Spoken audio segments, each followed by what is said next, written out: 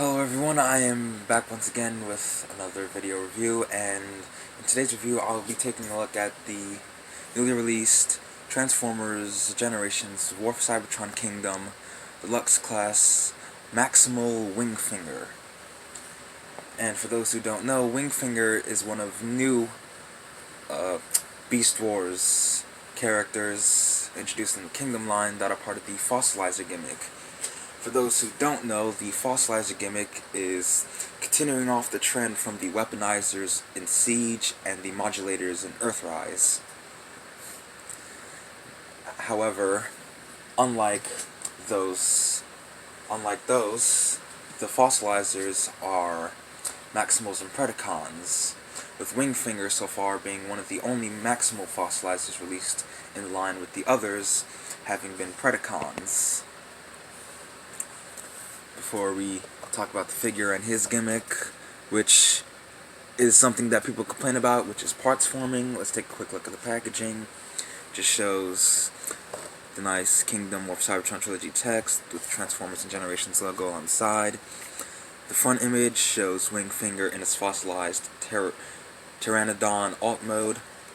The side here just shows him in his robot mode, with the Ark in the background on top of a volcano. Come to the top of the package, Maximal symbol. He is number 25 in the Kingdom line, being part of the currently going on third wave of the Kingdom toy line. Side shows the traditional Kingdom artwork on all of these figures. On the back, says they transforms in 14 steps from robot to fossilized Pteranodon. And here you can see that Wingfinger breaks up into multiple components and pieces to form weapons and armor for the other Autobots and Maximals, though more so the Autobots, as the Maximals don't really have any of the ports that you would expect. Now the Beast Wars characters in the line do have some ports, though not all of them, which is why they're assigned to specifically Autobots. Now, an interesting and curious note is that Wingfinger's box, the back of the box, shows the Autobot Trax being used, who Trax, for those who don't know, is being released as number 26 in the Kingdom line. But when you take a look at his instructions, which I did show off in his unboxing video, which was also a 1K special live stream, the instructions curiously show Wheeljack instead of Trax, which is a first for these instructions, because from what I know, the previous instructions that come with the other fossilizers, as well as modulators and weaponizers, have the same characters, so typically you would expect Trax to be on the instructions, but instead they use Wheeljack, who is a repack of the Earthrise figure, released as number 24 in the line. So there you have that.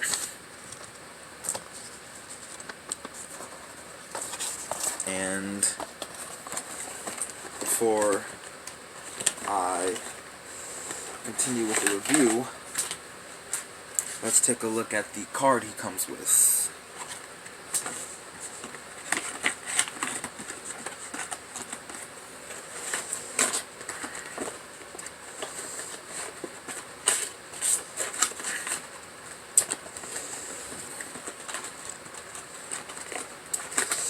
Sorry about that, give me a minute.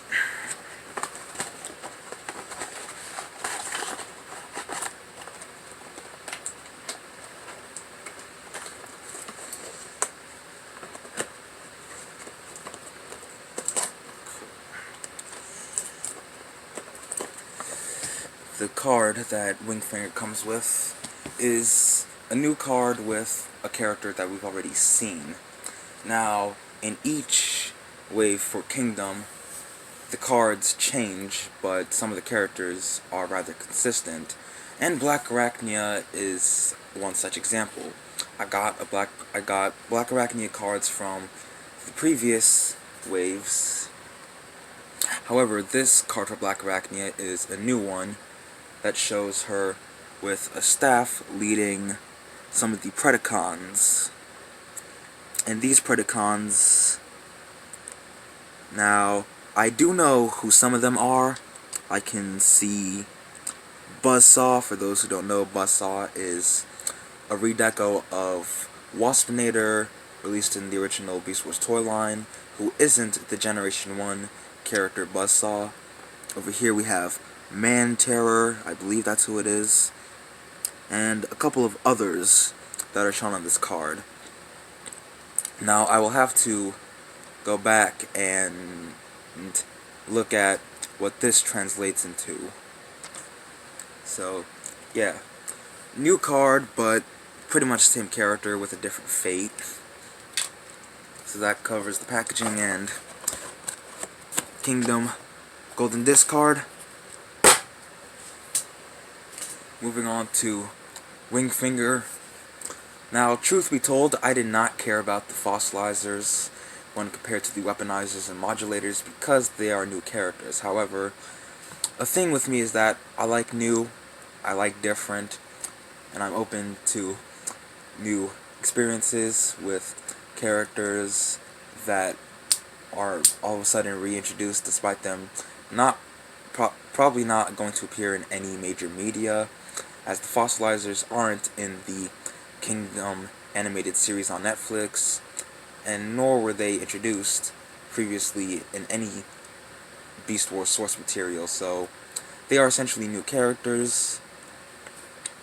Wingfinger is the first, well, sort of full-size Maximal. The only other Maximal that is released as Fossilizer is a redeco of the Predacon Fossilizer Vertebrake in the Core Class line named Dracodon.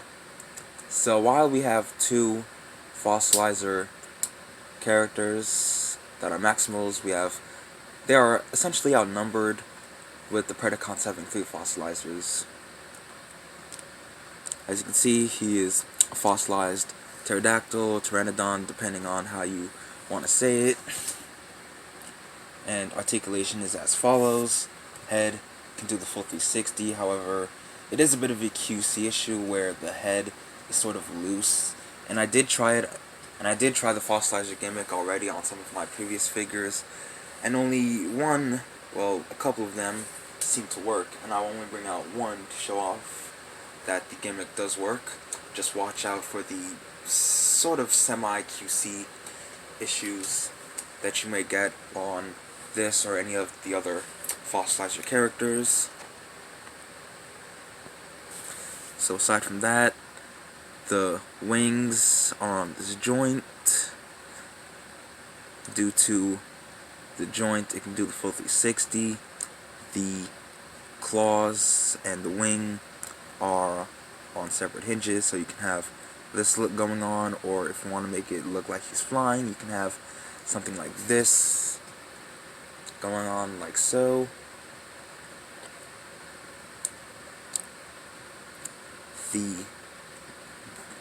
What are essentially his feet are the robot mode hands. So they're on ball joints. You can have him stand, or if you have like a sort of flight stand, you can give off the illusion that he is indeed flying. His beak opens up on a really curious joint where it doesn't stay, it just, as you see, it sort of locks into place. It can open all the way, as you see, due to the pin being loose after you open it, but yeah, it does that. Legs, due to them being the robot mode arms, can go back like this, and obviously in a static position like so. So there you have that. I will leave him like this to show off the comparison with the other Beast Wars characters that I currently have, as I do not have any of the other Beast Wars characters released in line. So here he is with Cheetor and Black Arachnia, both of which I have reviewed on the channel, so go check out their reviews if you haven't already.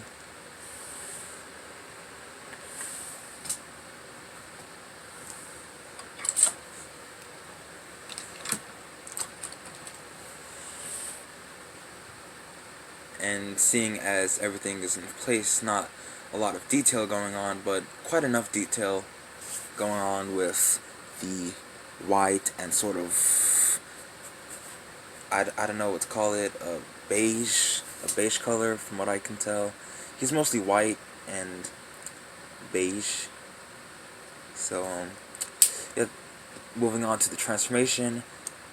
Now, there are people that are gonna complain about parts forming, but parts forming is not really a big deal with me, so, I'm not one that complains about figures that parts form, because, shoot, if parts forming works for the figure and is part of that character, then it works. However, there are some examples that don't, such as Earthrise Cliffjumper and Earthrise RC, which some people do not like the parts forming aspect of those. Transformation as follows: just remove the head, detach this peg right here, ports into here. Then what you want to do is take these sections of the wings. These will become swords for his robot mode. Then what you want to do is take what will become his robot mode hands, fold them up like so, rotate at the wrists, take the arms, untab them from the sides of the head like so. There are little open slots that tab into these notches on his head. Bring the arms down like so. Then what you want to do is come to here, and this will tab into his chest like so. This is essentially his entire torso. Bring down the legs, rotate at the knee, and there you have oh, and one thing to note is that it's rather clever how his head, how his face hides underneath this. So what you want to do is just bring that out to reveal his face, which is just a visor and mouth plate. And to give him, I guess, some extra bulk, though it does create a bit of a backpack, despite him being rather clean, is to tab the Pteranodon head and the swords onto the back. The swords tab onto the back of the upper arms, while the Pteranodon head just plugs into the actual back. So there you have that. That's pretty much storage. And here we have Wingfinger in his rather skinny robot mode. Because the fossilizers, as the name suggests, are fossilized bones of beasts, well, specifically dinosaurs, it makes sense that some of these characters are going to be skinny. And Wingfinger is the embodiment of skinny, apparently, because someone pointed out that he looks like a twig with limbs. And yes, he does. Wingfinger does look like a twig with limbs. And even his limbs look like twigs. So let's take a quick look at the details, starting off with the sort of interesting head sculpt with him having a visor and a mouth plate. His visor is blue. I don't know if you can see it.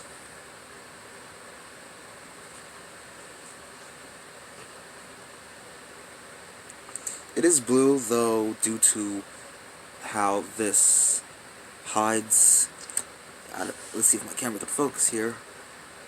Yeah, see, the visor is blue with black for the mouth plate, maximal symbol up there to show that he is indeed heroic and a good guy.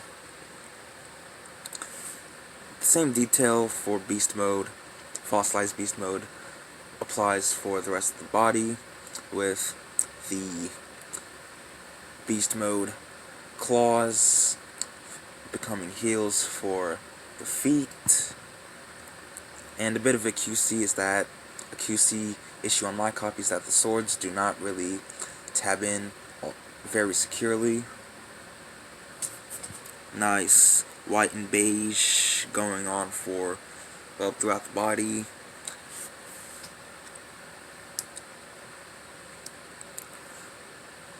Nice detail for the crotch piece and the sort of chest and collarbone section. Legs are pretty much or sort of generic in design, but the feet are also detailed with, as I said, the claws forming heels. Articulation as follows: head can do the full 360 on a ball joint. It can look down slightly. It can't really look up. Arms can do the full 360. Can go in and out. Rotation at the bicep. 90-degree bend at the elbow. Rotation at the elbow. Due to the gimmick that I will show off later. Ball joint at the hands, at the wrists, to the full 360, and when you put in the swords, you can have this sort of look going on. Waist is on essentially two joints, the main joint being right here at the midsection. It can do the full 360, the other only doing left and right, sort of past 180. Legs can kick forward all the way that far. Back, if you do try to make him go all the way back, which is doable, you will have to go past this section on his ass. He can do the splits, though, as you saw, yeah, he can do more than just the splits. He's essentially breaking his own leg. Bend at the knee, and sadly no form of foot joint, so he's lacking in the ankle articulation. Now, an interesting thing to note is that due to the design of this, you can give him sort of chicken legs to make him look like a Michael Bay movie-esque Decepticon.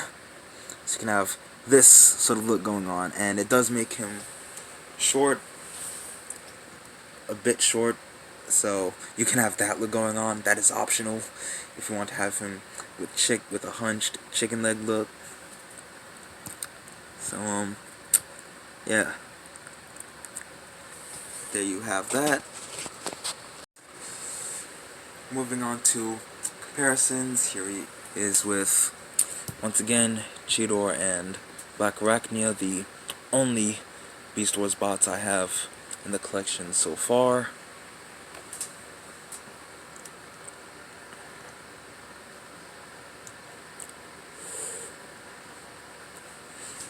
And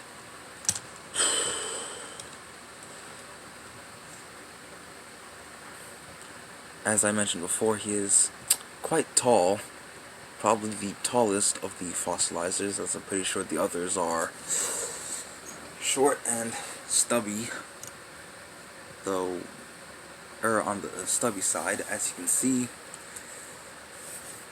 Cheetor and Black Arachnia go up to their heads. They are up to about, say, his chest.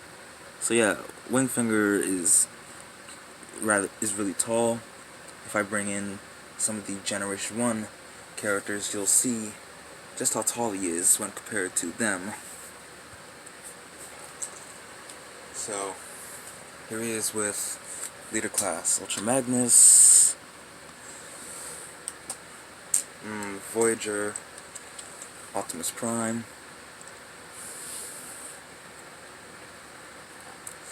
Warpath, Hound, and here's with deep cover. So you can see that Wingfinger up to this part of his head is around the size, is almost the same size as the Voyager's. So he's tall for a Deluxe, though that has to do with the fact that he's skinny as well, so he wouldn't have the same dents like Hound or Warpath or Deep Cover, which would probably make him, well, I guess taller than these three.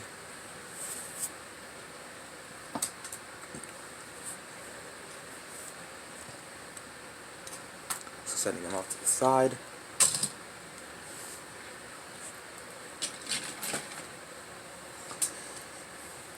And as you already saw, his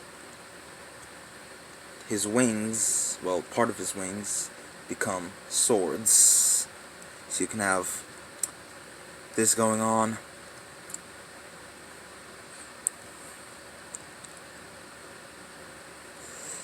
And this, for whatever reason, serves, well, somewhat of a purpose, aside from just being plugged onto the back.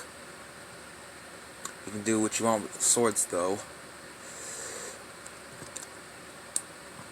As for this, well, this just plugs underneath his hand, like so. And if you combine the two swords onto one hand, you can have a sort of crossbow look going on. So this would probably be the arrows, and the swords form the sort of bow part of it. However, due to how the hands are designed, one of the swords is likely gonna come off, whether it's the one on the top, which seems to be common, or the one on the bottom. So you can have this sort of bow and arrow look going on, turn him into the Transformer equivalent of Marvel character Hawkeye. So you can have this going on. You can have sort of a double blade going on by rotating the sword like this. You can have this sort of look going on with one sword like this and the other like that. And an interesting thing you can do is open up the jaw of the fossilized beast mode, and using the 5mm peg in here, you can put it onto either of his hands, well, not hands, his forearms, and have this sort of look going on as a sort of shield. So you can have something like this with the head basically serving as a shield.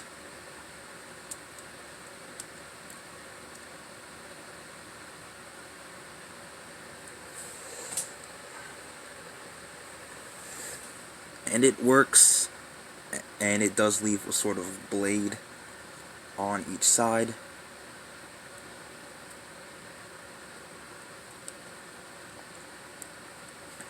So you can have this look going on, and due to how he is designed, his hands, molded in fists, have sort of knuckle dusters on them, and that has to do with the fact that the hands become the Pteranodon feet, the beast mode feet for his, yeah.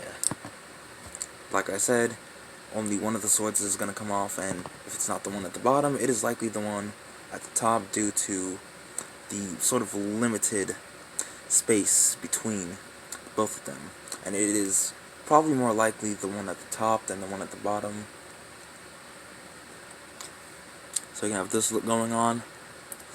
And moving on to the main gimmick with these characters, them turning into armor and weapons, following off the weaponizer and modulator gimmicks from Siege and Earthrise.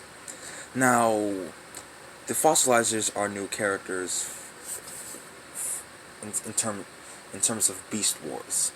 The weaponizers and modulators from Siege and Earthrise, they are meant to go with the Titans and the Micromaster characters. So, now, the Siege and Earthrise weaponizers and modulators are Generation 1 characters that went with the Micromasters or the Micromasters and or Titans. So, while they're pre-existing characters, the fossilizers are new characters. So to start off, I will show off one thing you can do, which is the sort of crossbow configuration. Like I said, seeing as these guys turn into weapons and armor, you can do pretty much what you want with them. However, I will show off the two configurations shown on the box art and in the instructions. It's basically just take them apart, and that's what you're left with.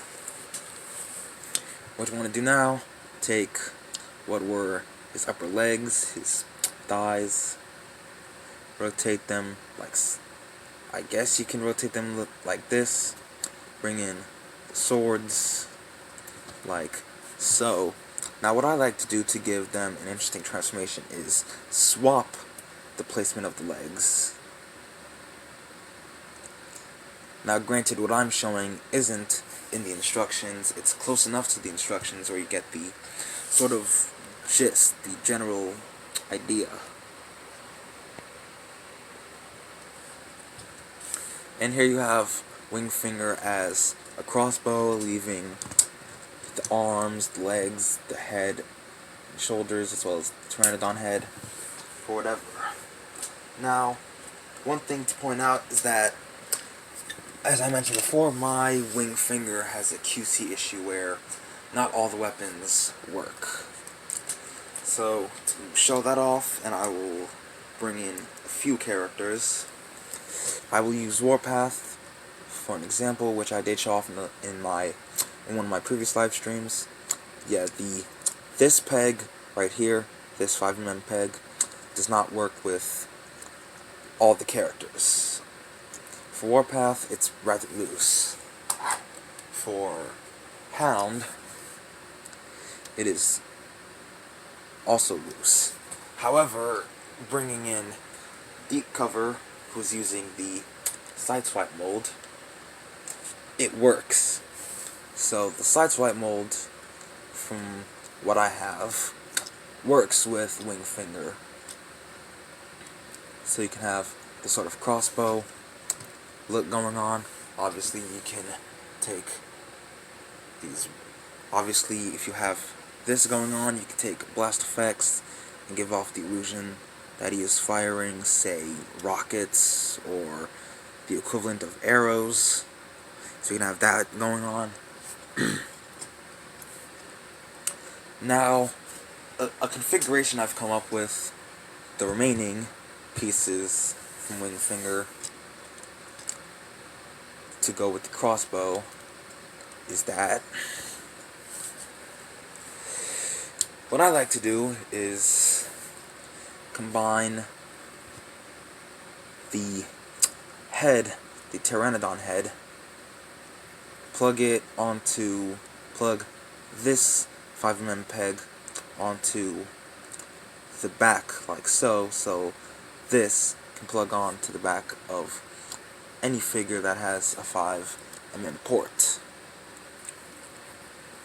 However, due to this being loose inside this, which is another QC on my copy, it doesn't really hold too well. Now obviously, rotate the head so he's not looking, even if he has this, even if his face is sealed. And what I like to do, like I said, this is a configuration that I've come up with, since Hasbro and Takara are too lazy to include anything official in the instructions regarding the rest of this, because this is complete. The rest of this is just left over. Now what I like to do is try to use all the ports and pegs in here like so. Now I like to take the beast mode legs, well, not beast mode legs, the robot mode legs, have this going on like so.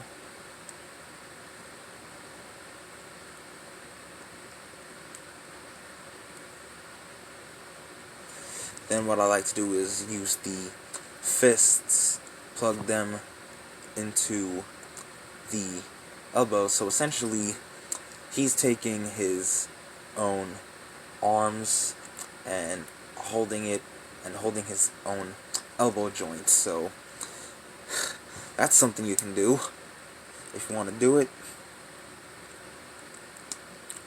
So you can have this going on.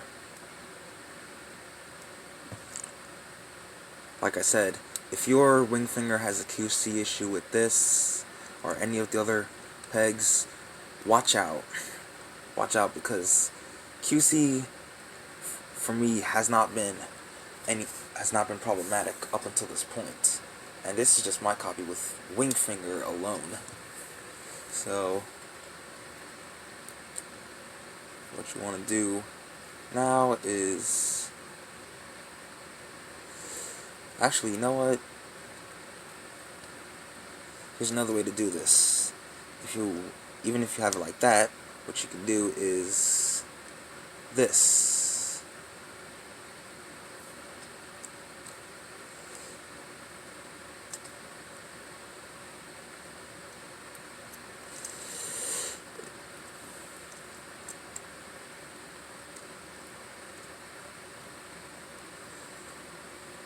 But as you can see, I'm trying to use all of the pegs that are part of this.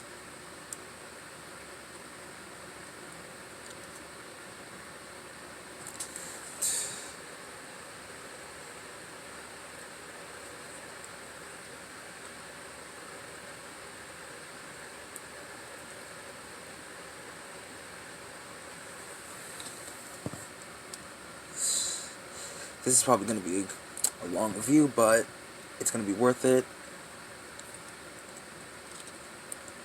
Just to show off the gimmicks.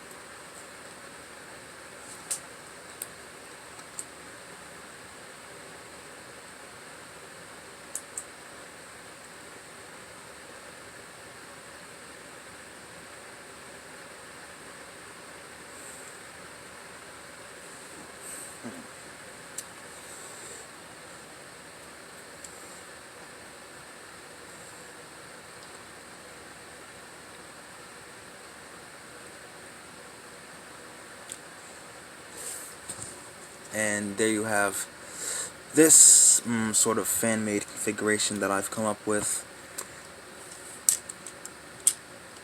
If, like I said, if your Wingfinger has a QC issue, make sure to watch out for it. And here you have basically shoulder cannons for literally any of your other figures. And for the most part, it works.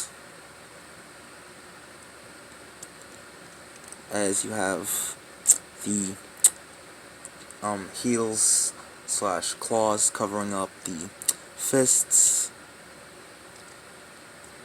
Obviously bring back the crossbow.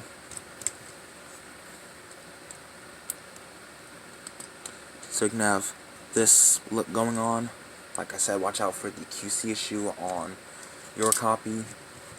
Moving on to the other configuration, which is probably my personal favorite between the two, as it utilizes all the parts. Take the legs,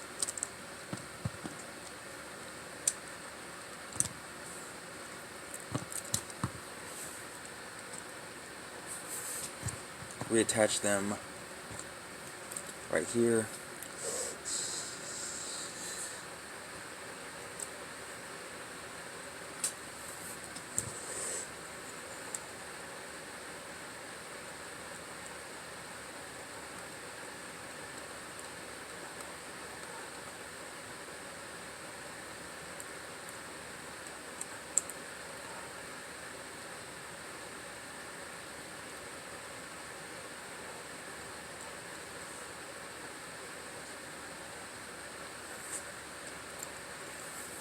And take the swords.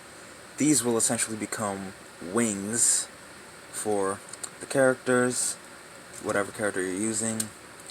Plug this onto the back like so.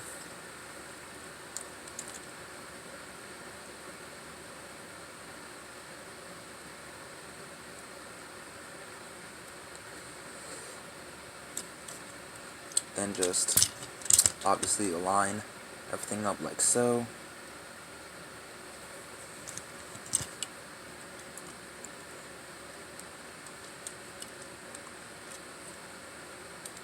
Then the arms are rather generic on their placement, as they just plug onto the shoulders or forearms, depending on what you want to do with it.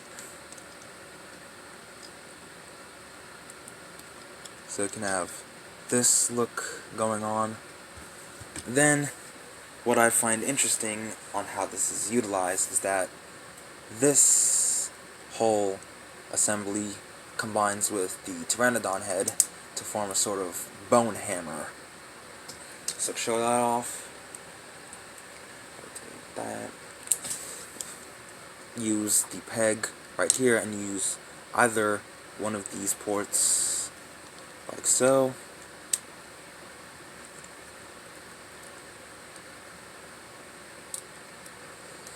Then just plug this into the hand, in either hand like so, and essentially here you have a bone hammer.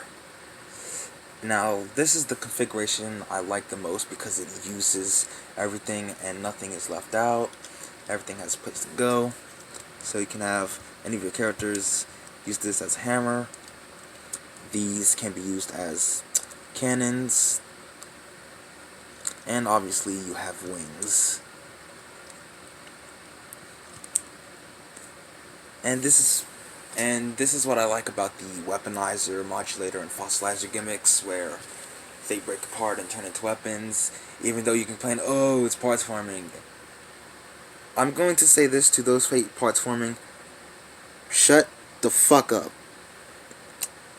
If it is parts forming, I do not care. You can shut the fuck up.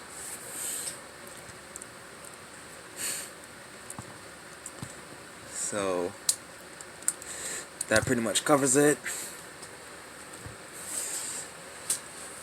Moving on to my final thoughts.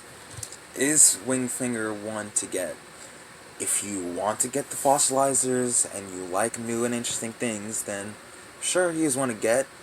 If he doesn't interest you, then I would recommend skipping him. As he's probably going to end up being the sort of shelf former of the third wave, at least one of the shelf warmers. But aside from that, Wingfinger is great. I mean, he's decent enough. I mean, he may not be great, but he's great enough to the point where he's decent. I like his transformation. I like how he becomes weapons, which is to be expected, using the gimmicks as well as all the 5mm ports and pegs. I like his sort of... One thing I forgot to mention is that Wingfinger has a sort of motif, a sort of ninja motif, in the sense that he has a visor and a mouth plate. He doesn't really have eyes or an actual mouth. So yeah, he's pretty well detailed. in the sense that he's based off of a real-life fossil. And if you want to add essentially a new recruit to the Maximals, then Wingfinger is one to get. So overall, I recommend him if you are getting the fossilizers, or if you're getting just the Kingdom line in general. So there you have it, guys. There is my review on the Transformers Generations, or for Cybertron Trilogy Kingdom, Deluxe Class Wingfinger. I hope you all enjoyed this review. Make sure to like, comment, share, and subscribe, and I will see you all in the next one.